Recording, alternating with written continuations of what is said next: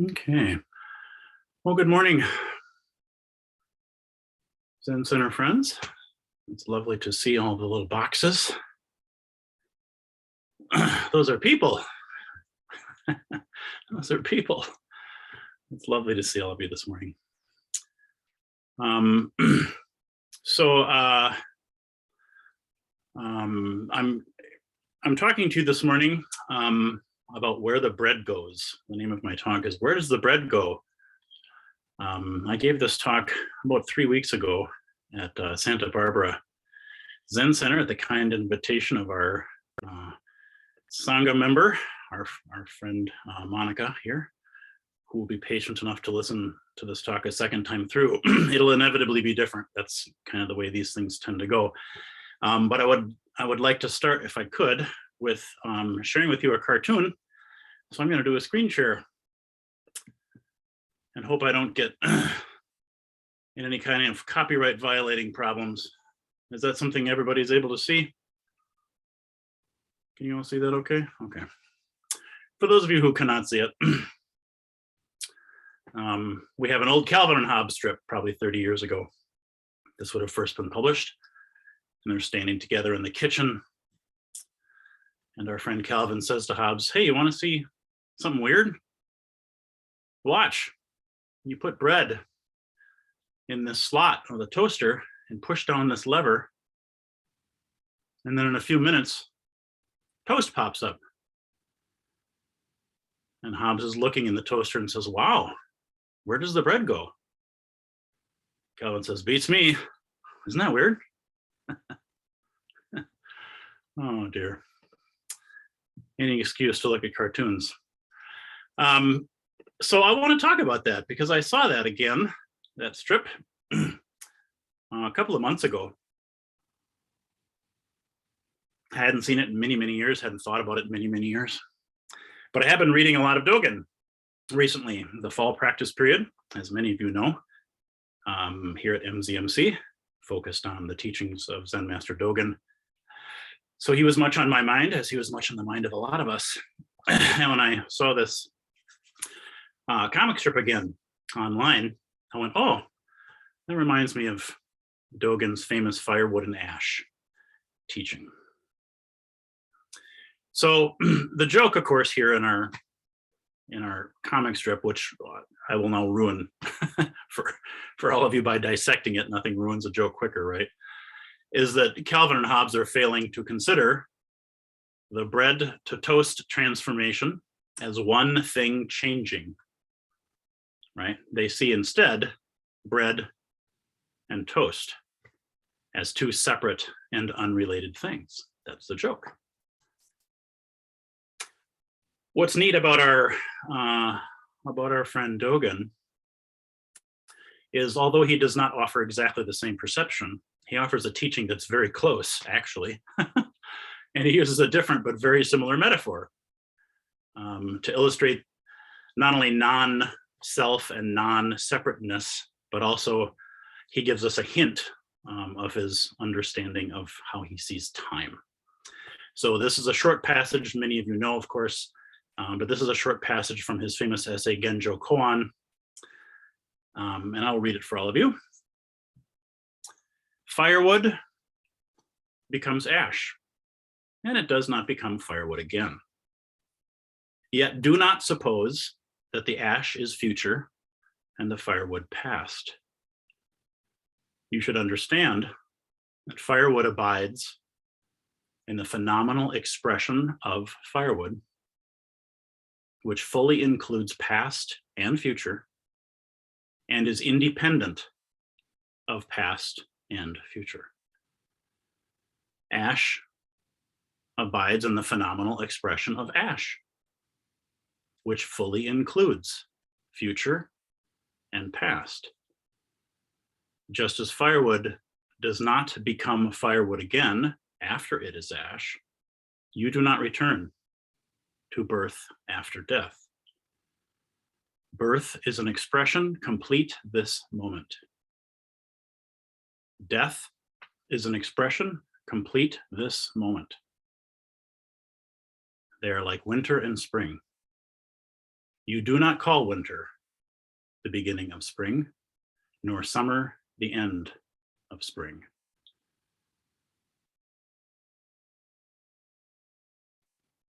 So that's just a short part of Genjo Koan. You can kind of see how I got there with Calvin and Hobbes talking about bread and toast, separate but not separate. Firewood becoming ash, but Dogen denying that ash is the future of firewood. So his line, ash abides in the phenomenal expression of ash, which fully includes future and past. We could say, bread becomes toast, and it does not become bread again. Yet do not suppose that the toast is future and the bread is past. So Buddhism teaches us that there's no separate abiding thing called bread that changes into a separate abiding thing called toast. Buddhism teaches that bread is moment, firewood is moment, toast is moment, ash is moment, tree and seed and earth are all moment. You, right now, taking this breath, moment. You feeling what you're feeling right now, moment. A full, phenomenal expression, moment.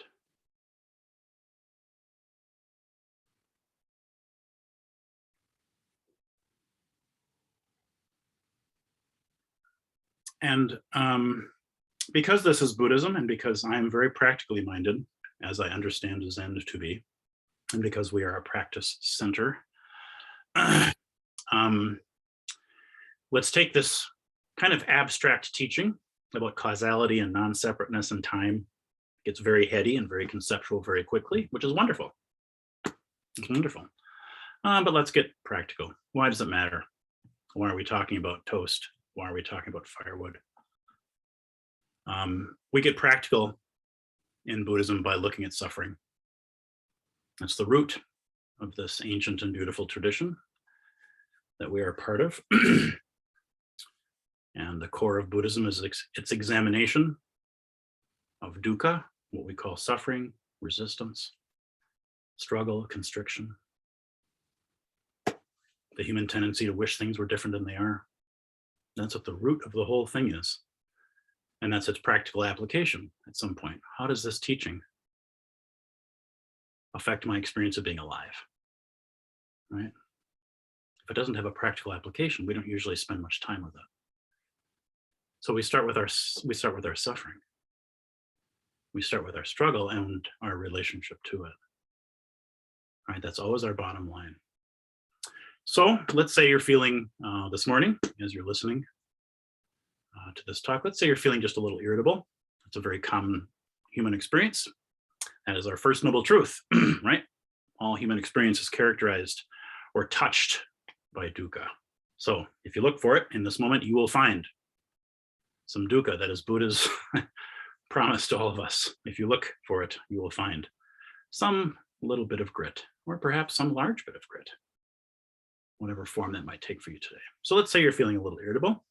You got cut off in traffic, maybe on your way to Zen Center, or you got activated by somebody's coughing during Zazen this morning when we were sitting together. Maybe you're still ruminating. You notice during Zazen that you're still turning something that someone said to you over and over in your mind. There's some irritation. So we can pull in our teaching. Irritation abides in the phenomenal expression of irritation, which fully includes future and past. Or if for you it was busy mind abides in the phenomenal expression of busy mind, which fully includes future and past. Grief abides in the phenomenal expression of grief, fully includes future and past. You see the pattern. Whatever word, whatever symbol, right? Words are just symbols. Whatever symbol you apply, whatever language you use to describe the nature of your experience, abides in its phenomenal expression, fully including future and past. Also independent of future and past. Isn't that interesting, according to Dogen? Right? Fully including future and past means all moments abide in this moment.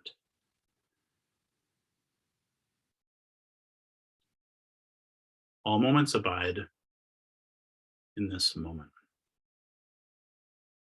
It's interesting to me when I read a lot of the first generation Japanese and Korean, primarily Japanese and Korean Soto Zen teachers, some Rinzai Zen teachers too, that came here, perhaps because of translation, perhaps because of the way our mind patterning is formed by the nature of the language that we are taught and speak. Perhaps there's no Dharma in this, but it's not lost on me that when you listen to a lot of that first generation of teachers that came here to America to offer us Zen, the present moment was a phrase you don't hear. It just doesn't come up. This moment. That article, this or that, doesn't come up much in their Dharma talks. I noticed that. I think it's interesting how often when you listen to them talk about moment, they just say moment. They don't say this moment, the moment, sometimes, but usually not. That's interesting to me. Again, maybe it's linguistic, but I kind of do like the idea that because there is only moment, to distinguish it seems unnecessary. Like this earth, we don't say this earth very often because there aren't a plethora of earths from which to choose. The moon, yeah, we only have the one. This moon, that moon, present moon, past moon. So oftentimes they just say moment. All moments abide in moment, or this moment, the one moment. The breath you're taking now includes future and includes past. So again, why does this have a practical application for us? This teaching has a practical application for us because it now makes sense that we would be able to touch anger, stillness, grief, confusion, contentment right now. All moments abide in this moment. It only makes sense. We could meet our sadness with compassion and our delusion with clarity right now, because there is literally no other moment in which to do it. Our karma didn't happen. Our karma is happening, all of it, now. When else could it happen? That's interesting. So we needn't try to escape the phenomenal expression of winter to try to get to the phenomenal expression of summer. It doesn't work that way. We needn't try to escape the phenomenal expression of irritation to try to get to the phenomenal expression of happiness either. That's what we do as humans. We always want to try to escape winter to get to summer, escape irritation to get to happy. It's what human beings do. It's the first noble truth. We know it's our nature, and we know that that causes us suffering. So this very interesting idea that Dogen is opening a door for us into is that we can be with this as it is, the phenomenal expression of moment as it is, and that we're in relationship with all of it. So I'm using the word relationship there. I'm using the word relationship because it's about intimacy in Zen, right? Enlightenment is just intimacy. That's all it is. It's just non-separateness. That's all it is.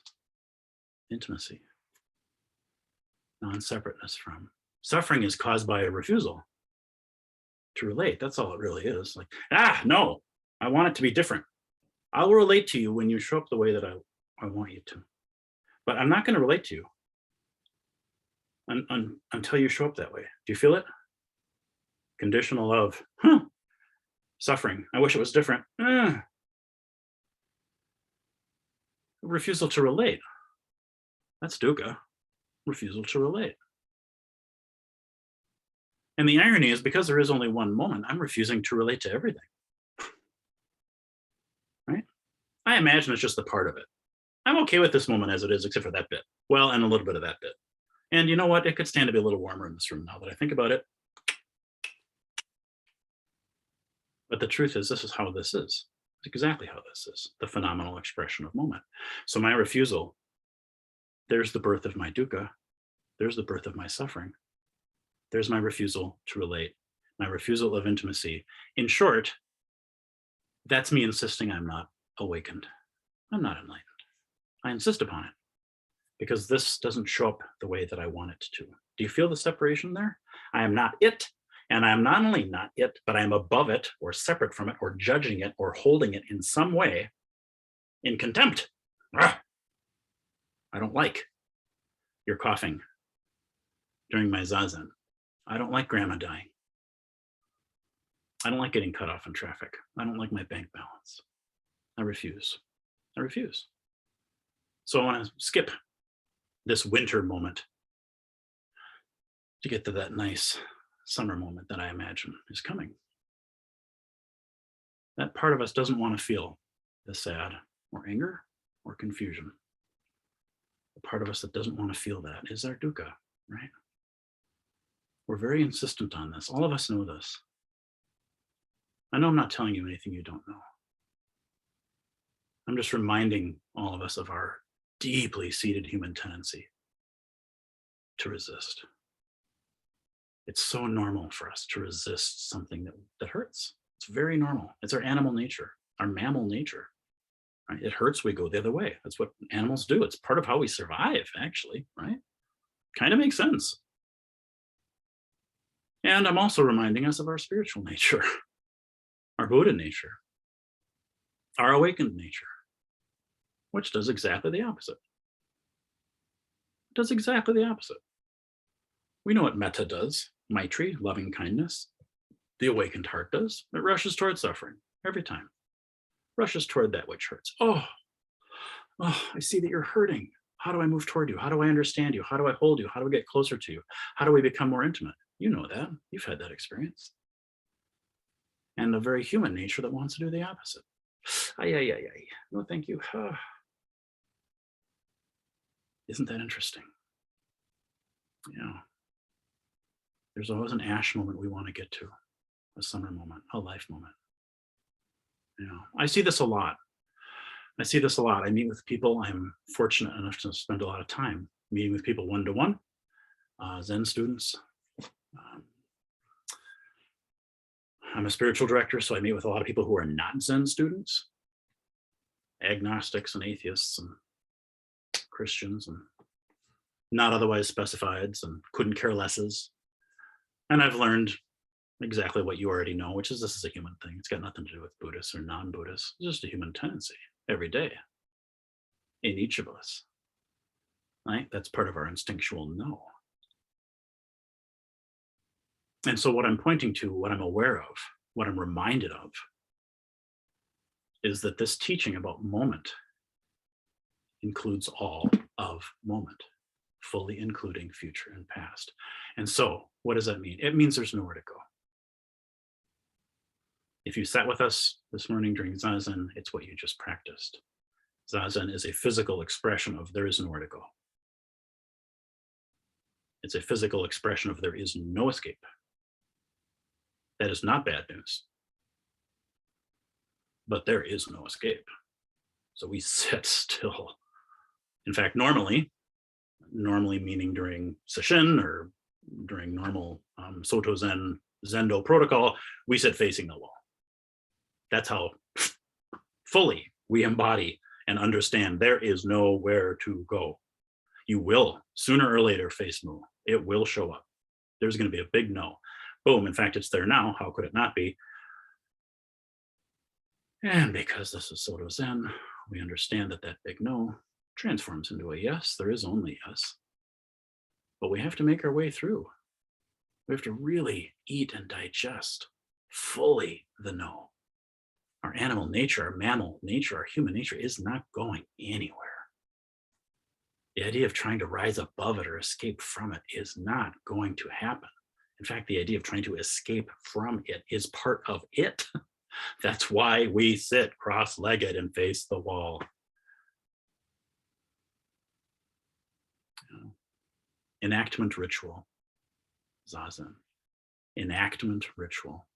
What does the enlightened mind do? I'm going to physically take the shape of enlightened mind. Enactment ritual means see the yes and the no. See all moments in this moment. Meet your big no with your big yes, your much, much, much bigger yes. And hold it. It's not going to leave. Your no will never leave. But it does get to understand. It does get to get held. It gets to be related to. It gets to be included. Oh, isn't that interesting? Now no more suffering. Right? This is us understanding our delusion and caring for it with our enlightenment. Dogen talks a lot about that. Even the greatest enlightenment, including delusion. Of course, not separate. Not separate, right? So what this teaching around bread and toast and firewood and ash gives me as a practitioner in its most practical sense is the invitation to understand that this moment contains everything that I actually need, right? There's no arena for our compassion, my compassion, your compassion, our collective compassion, other than this. We needn't look elsewhere. In another space, we don't need to look for it in. Another time, we don't need to look for it in. Other people, we don't need to look for it in. Just moment. This is where my compassion can show up. Oh, yes, that is correct. This is where my wisdom can show up. Yes, that is correct. There is no phenomenal expression of Buddha other than this. Not 2,500 years ago expression. No, this is the phenomenal expression. The phenomenal expression. That means there's no escaping from Buddha. No escaping from Buddha. No escaping from ourselves as Buddha, because we are Buddha. And so we really don't have a choice. When we realize that's what we are, we don't really have much of a choice, do we? But to relate to what arises with kindness. When you realize you're Buddha, you don't want to push anything that hurts away. It doesn't occur to you because you're Buddha. It's not how Buddha works, right? It actually makes perfect sense. You just meet it with kindness because it's the nature of Buddha and you figured out you are that. Oh yeah. When delusion arises, you meet it with clarity. Fear doesn't arise. That constriction, I wish it was different. This is what we are. This freedom, the spaciousness, the yes. No escape from our Buddha nature. So we relate to every dimension of moment, every dimension of moment, with acceptance, with care, love. This is why the teaching of no escape is so profound for us in Soto Zen. Why wall gazing, cross-legged sitting is so prized. Because no escape actually means perfect freedom. I don't know that we would see it otherwise. I don't know that we would see it otherwise if it wasn't emphasized like this so strongly. No escape means perfect freedom.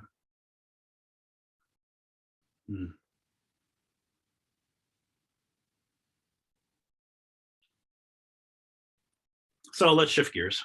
I'll give you another voice here.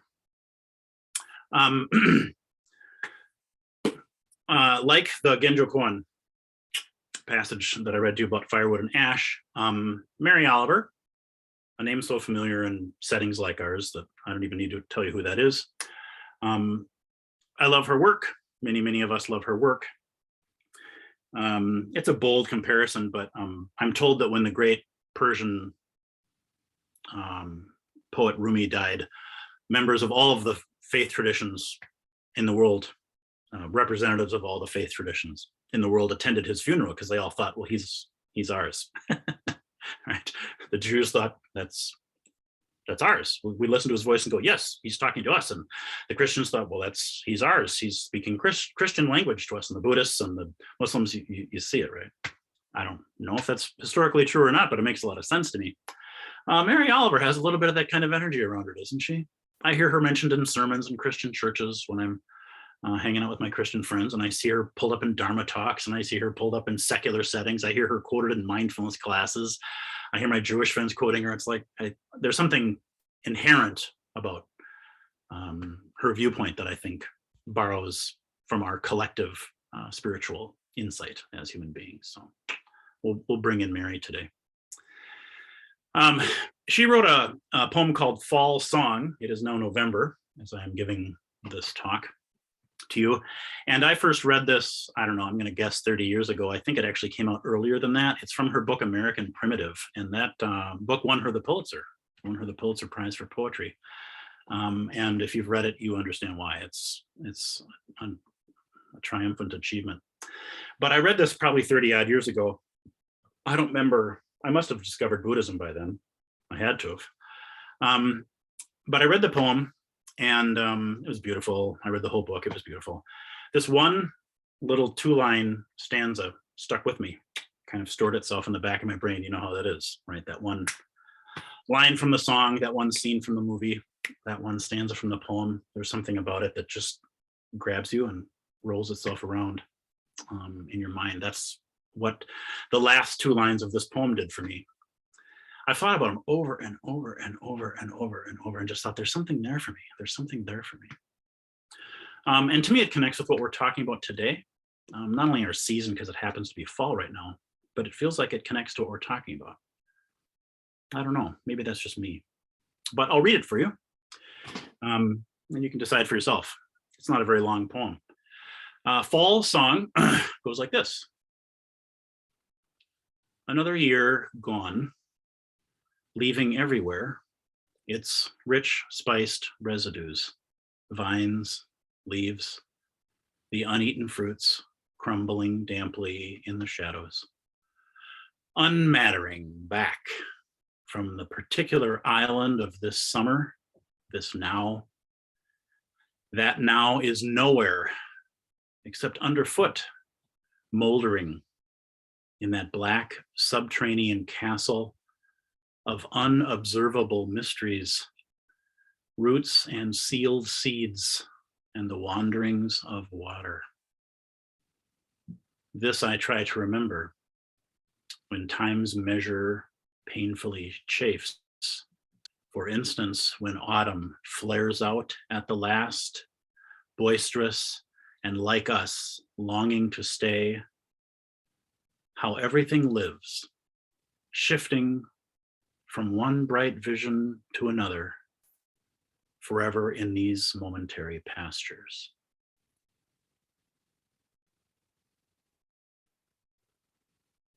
From one bright vision to another, forever in these momentary pastures. That's the line. Stuck with me all these years. From one bright vision to another. Boom, boom, boom. Forever in these momentary pastures. It's a brilliant line in my estimation. This is art, and so it's subjective. But I think about bread and toast and firewood and ash, and I go, yeah, that's feeling like the same thing. Boom, boom, boom. Connected and not connected, each containing all of them and each completely separate. I kind of get it. That sort of is what moment feels like in human consciousness, right? We have limited capacity because we have containers that are limited, right? Consciousness isn't limited, but we, the separate beings that we imagine that we are, in our separate limited finite containers that we imagine we are, have limited capacity. So it's interesting that we think of it as click, click, click, kind of like a movie shown so slowly that you can see individual frame and they speed up, it just seems like one thing happening, flow, right? Read Dogen's fascicle Uji, his essay Uji, if you want to know more about being in time and how he really understands this stuff. Not that he's the ultimate authority, he's just one Zen voice on how this works. But here's what I'm interested in: forever in these momentary pastures. Forever in these momentary pastures. It feels like she just, in that one line, summed up everything that Dogen's Genjo Koan passage talks about. Because she says forever. That's eternal. That's whole. Forever is non-separate. Forever is complete. Right? Forever is undivided. It literally is non-separateness. It does mean whole, forever, all of it, eternity. And then momentary pastures, forever in these momentary pastures. So then momentary, immediately, impermanent, discrete, separate. That feels so much like our human experience. The eternal and the impermanent, completely fused, completely non-separate. Very difficult for our hearts to apprehend. I'm saying hearts because, yeah, conceptually, I guess sometimes this organ can help us get there. I feel like this organ's probably better. Maybe a marriage of the two is the best of all. It feels to me like there's something in us that can apprehend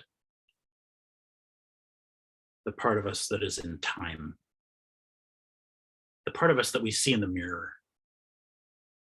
You know how when you see yourself in the mirror, sometimes you go, oh, how did that happen? Right? I'm laughing because it's funny. It's sort of, I guess, tragic or irritating or amusing. I don't know. It's a bunch of different things. But I'm sure everybody here has had that experience at least a few times, going, what happened? What? When did that happen? What I'm looking at is in time. This thing, this bread is turning into toast. This firewood is turning into ash. Oh my God, the 5 remembrances. Oh, going, gone. The teaching of impermanence. That's why we have teachings like the one we have today. This is forever. Sure, it's birth and death, but nothing's being born or dying. Endings and beginnings are arbitrary, right? We are always at the intersection, are we not, of eternity and time, change, matter, form, separateness, birth, death, and eternity. No time. Wholeness, complete non-separateness. That's the great koan. That's the great koan. The symbol of the cross, too, right? So to wrap up, it gets abstract, doesn't it? It does in any way when I talk about it, despite my best intentions, friends. Past all the heady and abstract foolishness that I am offering you. What I appreciate most is the feeling. This organ is the wiser organ. What I appreciate, and the only reason I'm offering you this today, is because there is a feeling that is created in my heart that this teaching connects me to. That the truth of my entire life is right here and right now. That's very, very, very profound for me. I'm not even sure what to do with it. It makes me want to cry with grief and cry with joy. I kind of resist it and I kind of embrace it. I can create all sorts of splits. I can sort of see the parts of me that I don't normally see, and I can feel parts of me that I don't normally feel.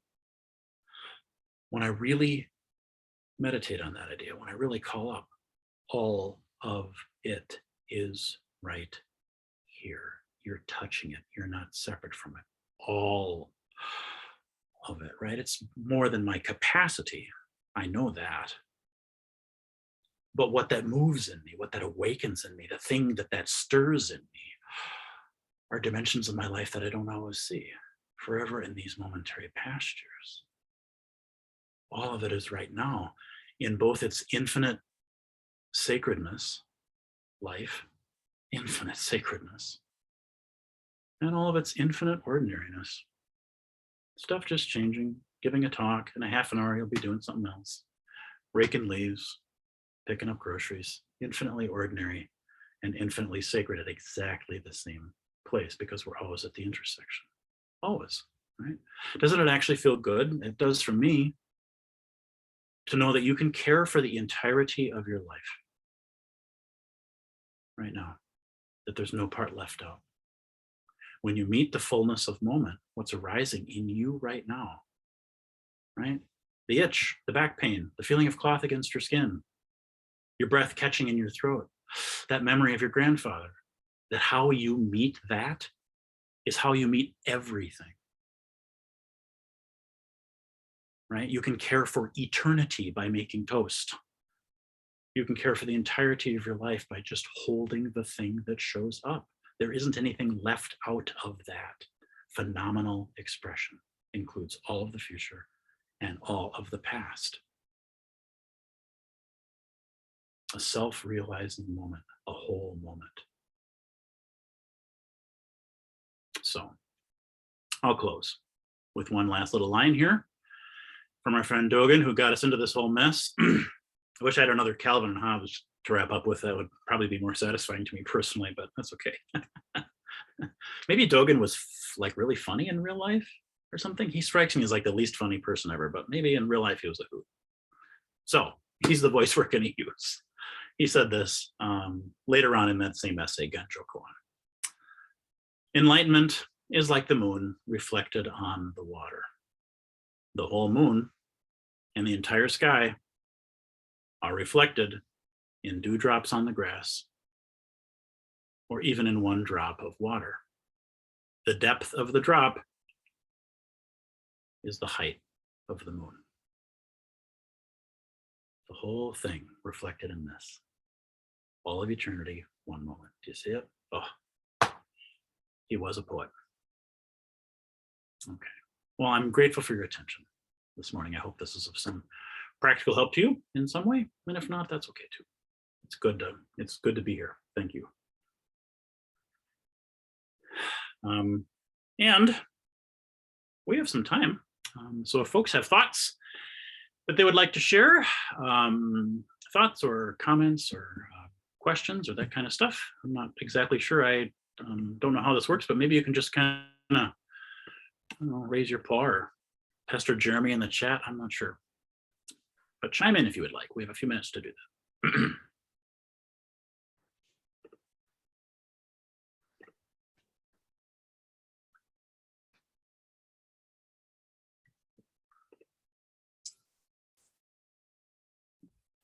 Hello. Well, how about Bussho? Obviously, there's this thing called unhealthy behavior, and how about being with unhealthy behavior and meeting the moment of unhealthy behavior? Because I think there must be some codependency issues where you join in the unhealthy behavior and you somehow meet the unhealthy behavior without joining in. Yeah, that's Steve, isn't it? Is that you? Yeah, it's good to see you, Steve. Yeah, I like what you're raising here. I like what you're raising. The sort of the possible. I kind of don't want to call it a shadow because I don't really know that it casts a shadow, but the possible shadow of the teaching of non-separateness and radical acceptance and that kind of stuff is that when not properly understood, it can lead to well, we talk about boundarylessness. It can lead to a behavioral boundarylessness or a thought boundarylessness, and the idea of, complete non-separateness and radical inclusion and radical acceptance. Oh, I guess that just means I'm just at one with everything I'm doing, even though what I'm doing right now is, picking someone's pocket or yelling at somebody out of my anger. So I get it. I get the source of the question. I guess the best I can really offer today, other people may have thoughts about this, but the best I really have to offer today is that to speak for myself always seems the safest. In my experience, healthy and what I would call healthy or what I would call unhealthy, skillful, we might say upaya, or non-skillful means, we might say in Buddhist terminology. When I observe myself, generally speaking, my unhelpful behavior comes from a refusal to relate to my suffering. Usually there's a primary experience that I'm refusing. I'm usually not even aware, frankly. But I'm not only refusing to relate, I'm refusing to relate to an experience that I'm having. I am also looking for another experience, the one we're going to label right now as unhealthy, to take care of that problem for me. So as an example, if I'm yelling at somebody out of anger and I'm being verbally caustic, I'm being toxic, I'm being abusive, what we would call abusive language, I'm obviously not in loving relationship with my own anger. If I was in loving relationship with my own anger, if I was actually allowing myself to feel it, hold it, understand it, be in relationship to it, I wouldn't be yelling at you. I'm yelling at you because I'm asking you to take care of a problem for me, actually. I'm not aware of that, probably. The person I'm yelling at probably isn't aware of that either. And if I'm yelling at you, right, neither one of us understand what's actually happening is Bussho is refusing to be in relationship with his anger right now. And so he's acting really unskillfully. And if we want to get super, super, super karmic here, cause and effect, anger, generally speaking in Buddhism, not always, but usually is a secondary or even tertiary emotion. So probably I was unable or unwilling to relate to my hurt. And then my hurt turned into fear. And I was unwilling to relate to my fear. And so my fear turned into anger. And I was unwilling to relate to my anger. And so now my anger turned into violence. We can kind of see the causality there. But what it feels like to me is, what I've noticed in myself is that each one of those places, I have an opportunity to say yes to moment as it is. I have an opportunity to be in relationship with what's actually showing up in me.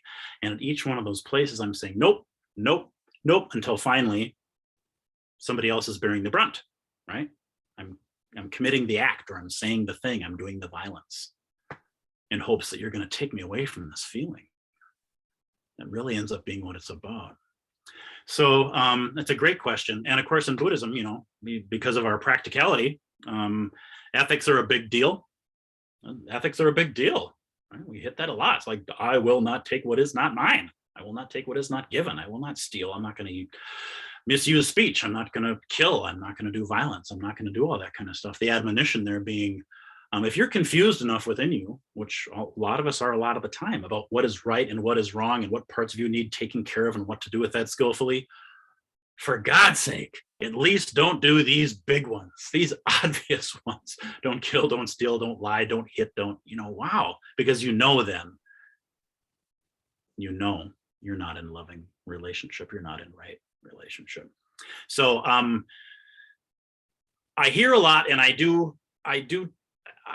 get cranky, I think, at the idea that complete enlightenment or vast spaciousness or emptiness or love doesn't have a no in it.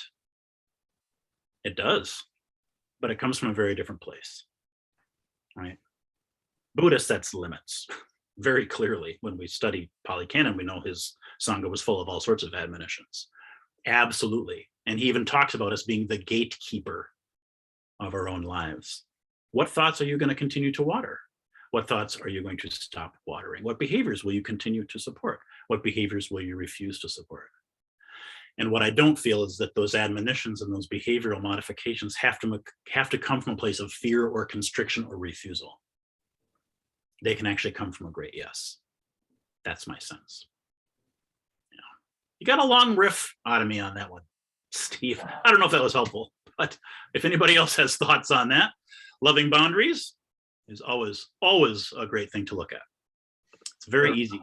It reminds me of something, this is Jeremy off camera, something that Norman Fisher said in a talk about if you need to restrain somebody, if they're being harmful and you need to restrain them, know that you're restraining a Buddha. Yeah, thank you, Jeremy. That's lovely. That feels really right. I love that. I like it in that order. I also like it in the opposite order. See everyone as Buddha and keep your hand on your wallet. Same teaching. Love doesn't just mean, yeah, tromp all over me or I get to tromp all over you.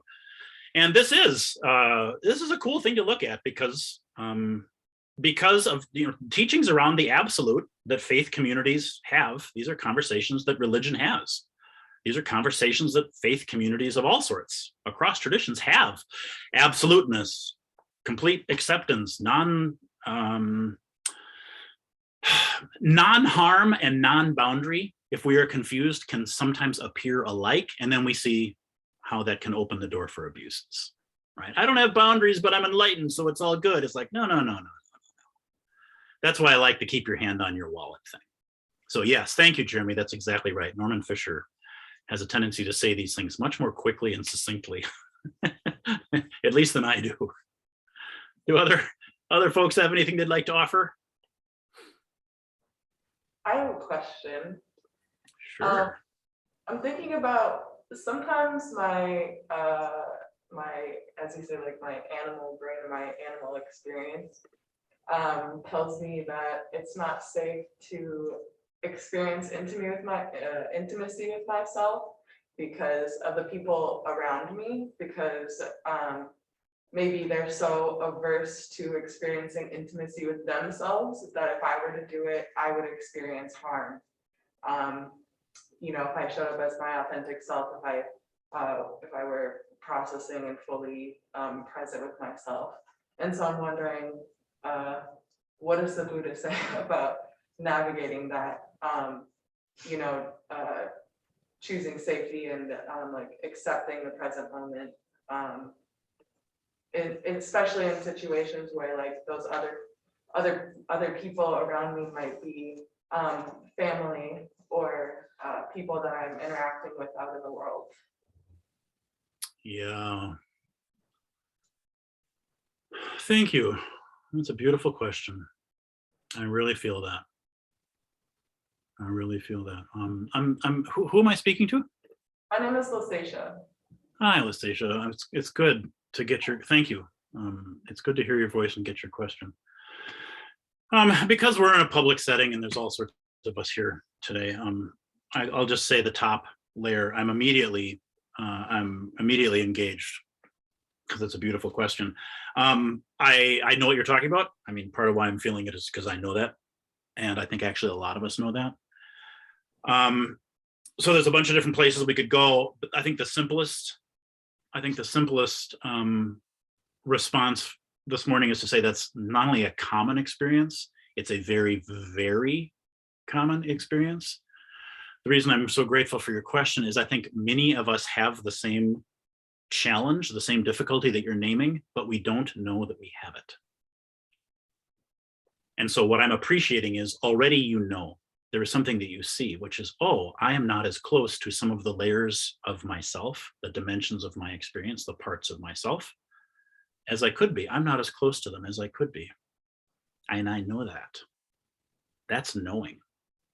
That's actually quite wise. Oh, there are parts of me, and you also know, secondarily, a karmic piece, cause and effect piece, which is my strong suspicion here is that what has been modeled for me is that closeness and connection to yourself is not an okay thing, not a safe thing, not rewarded, not reinforced. That's not good. And so it kind of makes sense that I have distance between me and parts of myself. I understand, at least in part, why I do what I do. I come by this honestly. So we know two really important things. That's your clarity. You already know two really important things. And further, what I'm hearing, and perhaps I'm adding this, but what I'm hearing is a longing, a desire for, I understand that enlightenment would mean no part of me is alien to me. No part of anything would be alien to me or unknown to me. How could it be?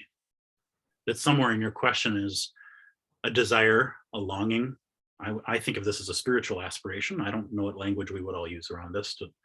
I want to be able to meet every part of my experience with acceptance and curiosity and love. That does not mean I don't have boundaries. It does not mean that sometimes unsafe is actually unsafe to the animal being, right? I get that. That makes sense to me.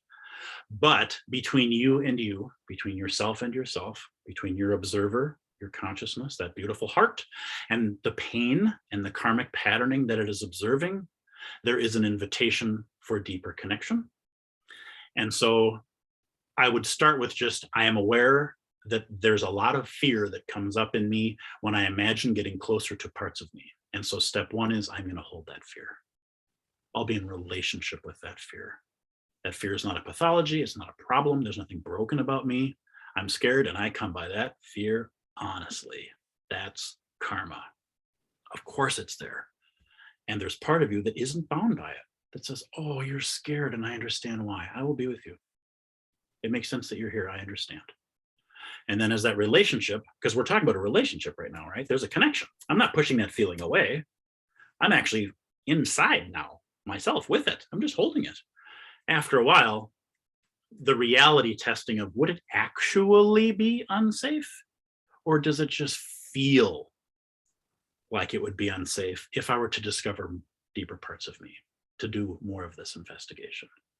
And I'm guessing the latter, but that's a guess. It's a lovely question. I'm hoping, if anything, if my answer is confusing, which it might be, I'm doing my best. But if nothing else, what I hope your takeaway is that that I'm giving you back what you already know, which is you recognize it, you understand how it came to be, and you long for a deeper connection. And already you have, that's it, that's the formula. You already have the things that you need for that relationship to develop. There's more you can do, but that's a beautiful, beautiful place to start. I thank you for that. Well, I tell you what, I know that Doan has got announcements to make, and so I will thank you. I thank you for your engagement, and I thank you for your questions. And I'll turn it over. I will turn it over to the Doan. Thank